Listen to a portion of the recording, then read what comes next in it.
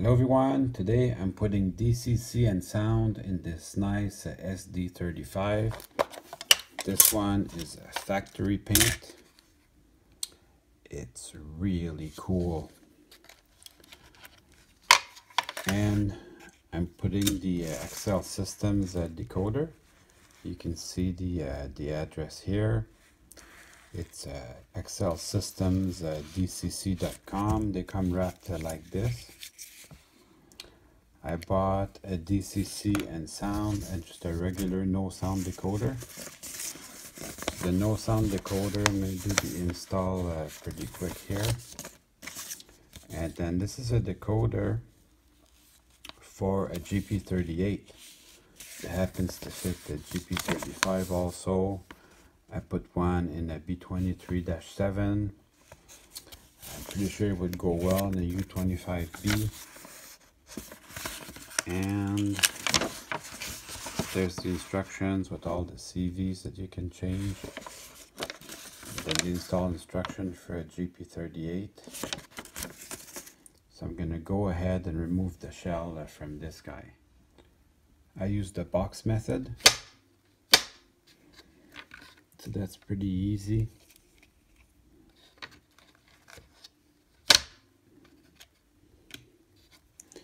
And then you have your frame and the circuit board.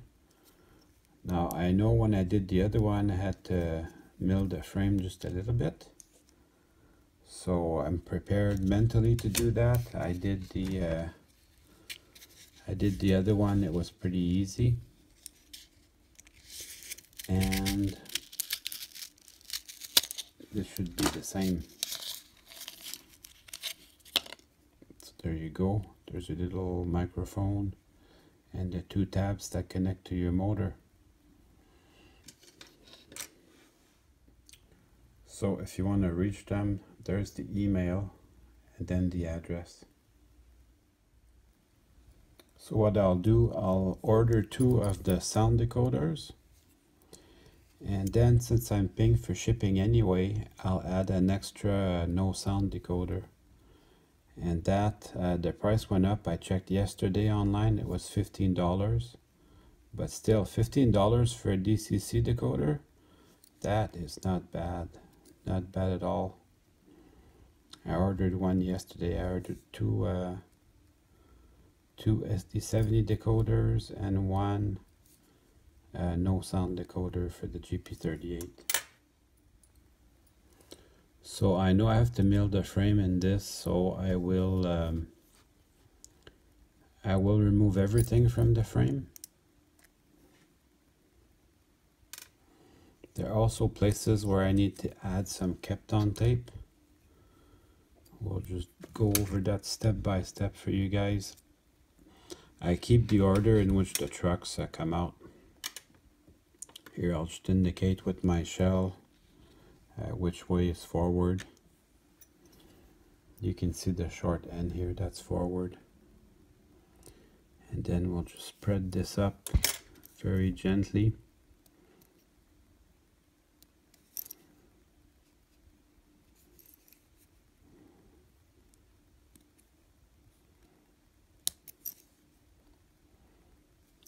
And then the non-DCC board will go in my parts bin.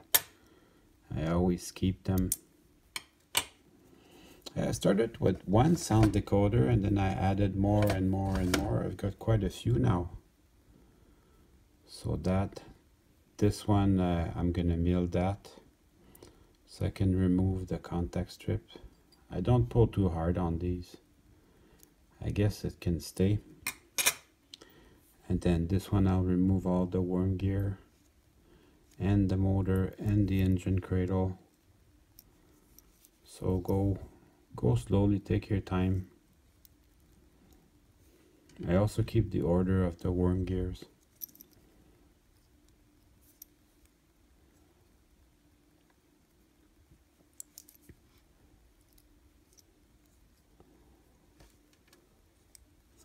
So I just have to push these little pins one at a time. That will release my cradle. And these, I don't think you can mix them up for the order. There's only one way they can go. To fit in the frame, this thing has to be open, and then need to have your contacts over this pin here. So there's only one way it can go back. And then these insulators, you have to manage them because they may fall out, and then your frame's gonna make contact, and that would be bad. So this is the area that you need to mill. You can see the wires and the speaker are interfering here. So I'm just going to mark it with my felt. I just happen to have a Sharpie close by. So that's got a million uses, including marking where you want to cut and mill the frame.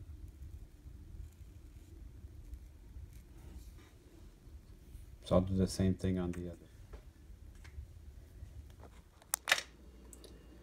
So it wasn't that bad, seriously. It only took about 15 minutes. So here's what I do. I'll take out most of it with the angle grinder, and then I come in with the Dremel and do a little bit of polishing up. And then this is what the other side looks like. Just about the same.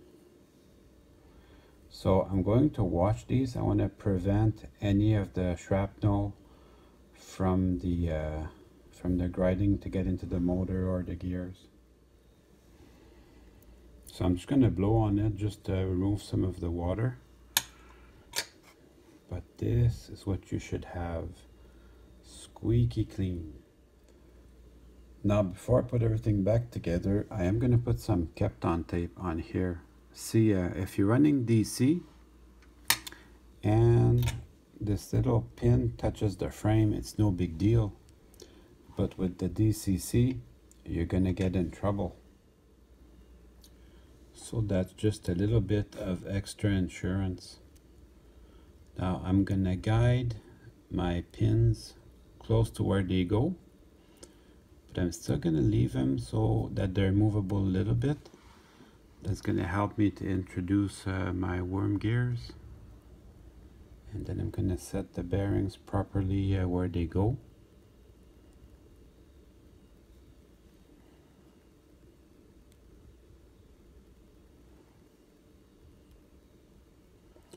Almost in. There, then I can rotate it with my fingers to make sure there's no interference. And I'm going to do the other side. You can rotate it till you index it to the proper place with the hex.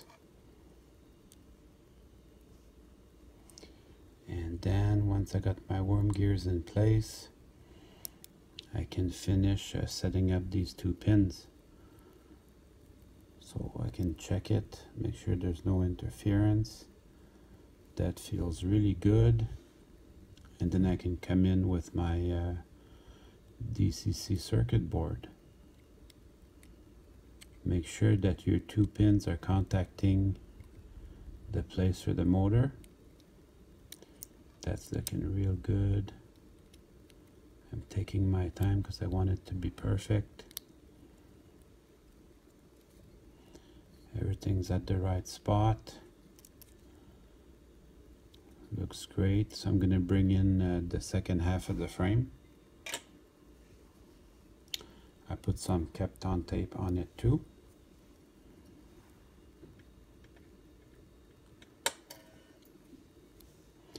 My Kapton tape is a little bit long, but oh wait a second, you know what I forgot?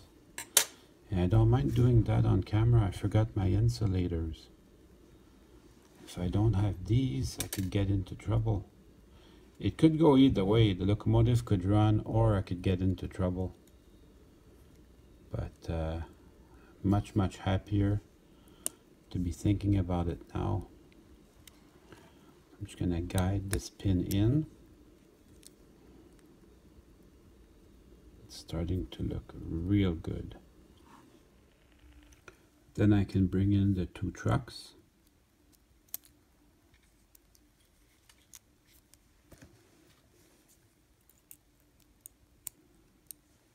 And use gravity as your friend, so your trucks don't go falling off.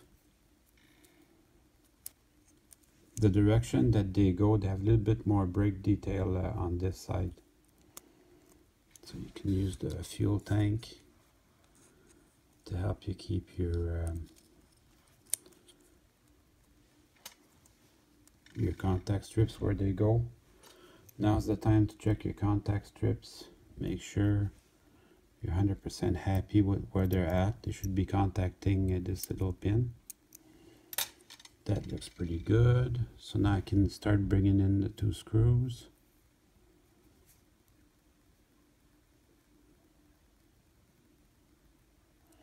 So what's going to happen now is when I have these two screws in place,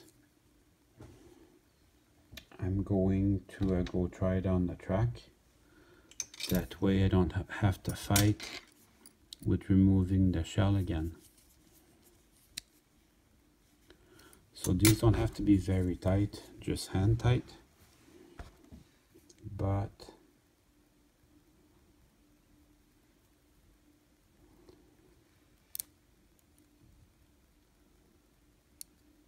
they're helpful to make your frame stick together.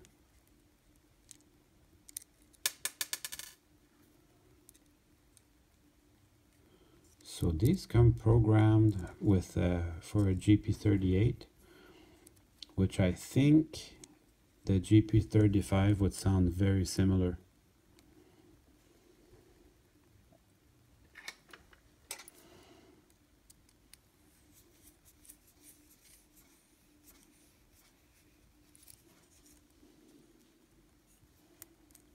Yeah, that looks good. Everything looks good. I'm going to put the light shield, and then we can go try it on the track. CV123 here. Diesel prime mover select. There's 0 or 1 as a value. The 0 would be the GP38, and the 1 would be a either Alco or General Electric prime mover. So let's go fool around with that. There's also a CV50 here, horn type. So there's 22 types. That's sick. I'm gonna have to fool around with that too. Alright, so you're gonna see me do some programming. So every time you get a new engine, you have to program it. So we're gonna go on the program track, enter. You can hear it responding, standard,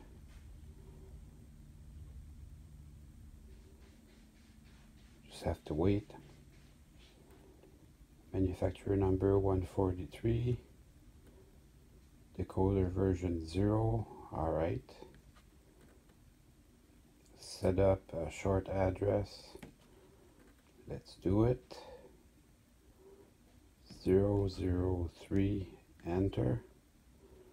Activate this address, why not?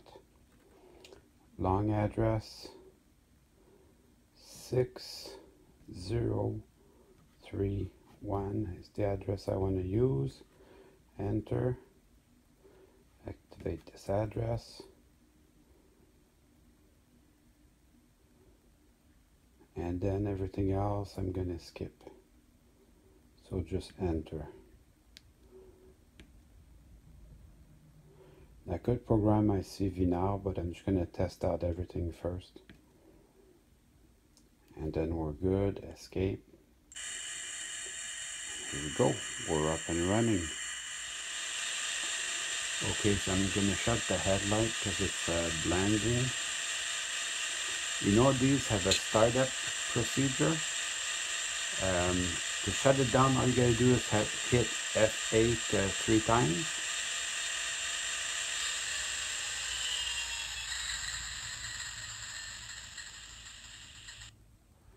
And then to start it up again, you can hit the headlight or F8.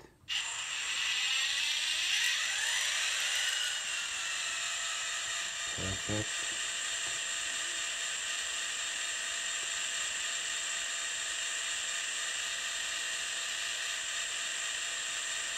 And then reverse. Perfect.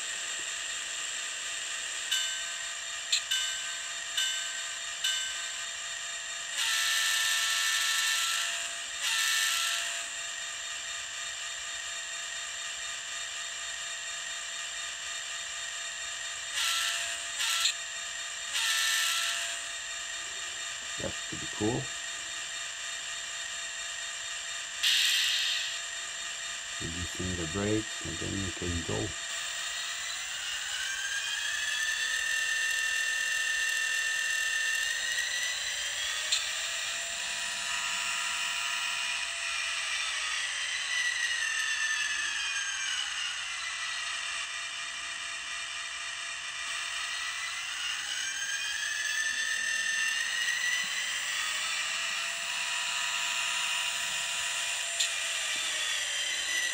I think it's working pretty good.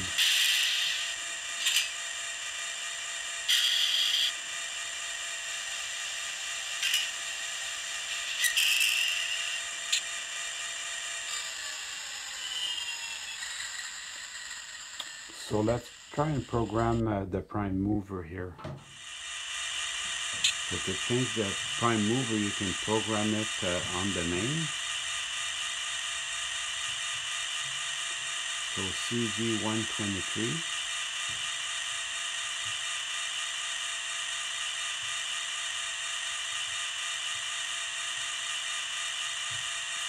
And we'll enter the value 1 just to see what happens. Yeah, so that's the GE Arauco.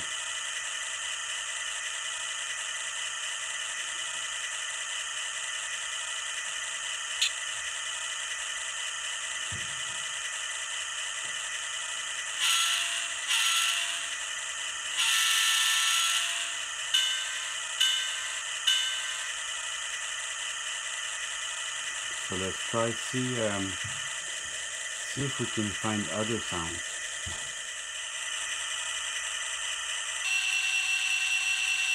So that's the value of 2.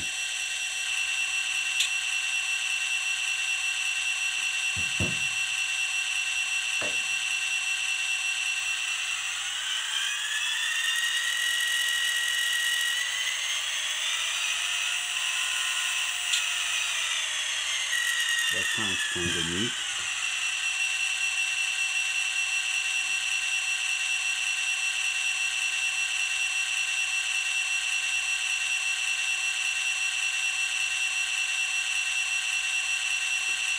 Value of 3. Oh yeah, it's the RS3. Oh, that's too cool. We gotta go for a ride.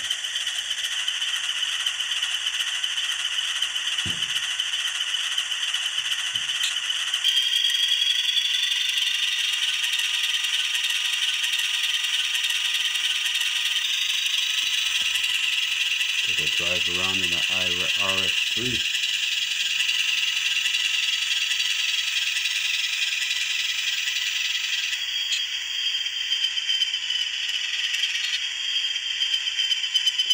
You know what? I think I am gonna find see if this will fit in a C420 or RS11.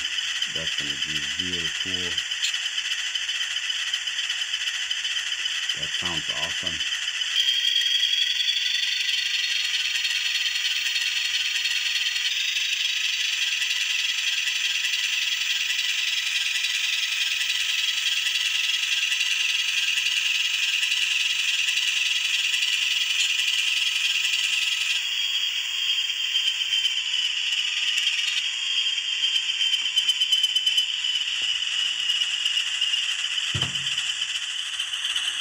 try the value of 4.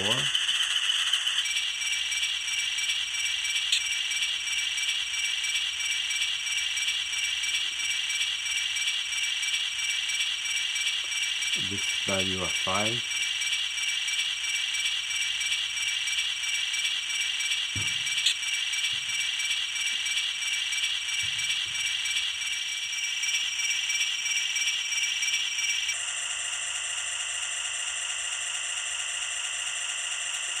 And then let's do 6.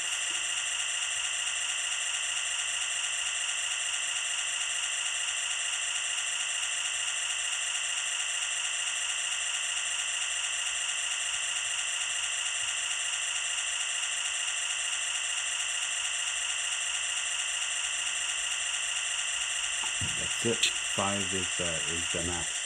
So 0 is the GP38. We have 6 different ins and sounds.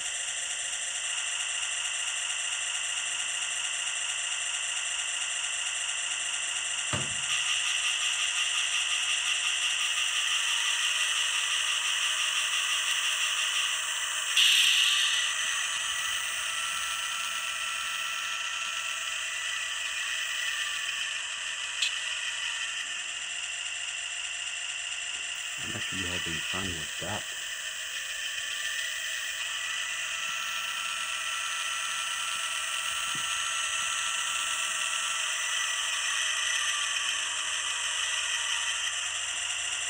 So that's returning back to GP38.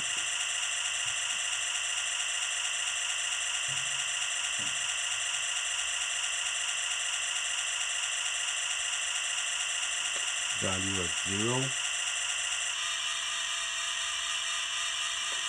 Perfect. We can also program the horn, which is CV50. This is, there's 22 settings, including number 13, which gives you this. Let's try a few more. This is value 2.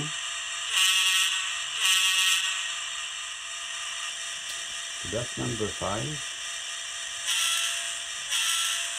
It sounds pretty good to me. I'm going to leave it like that. Now I can go put my shell back on. Alright, now I can put the shell back on.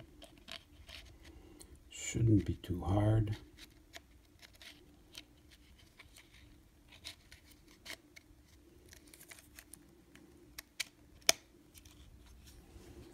And now it's time to run some trains.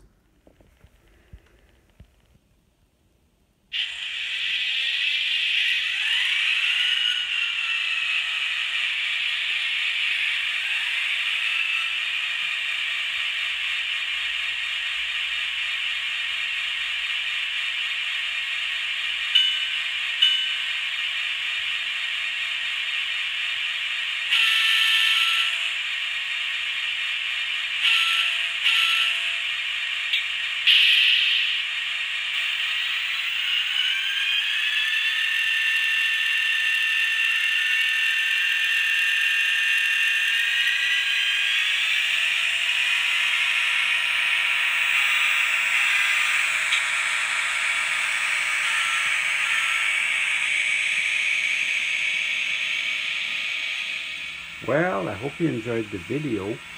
I certainly had fun making it for you.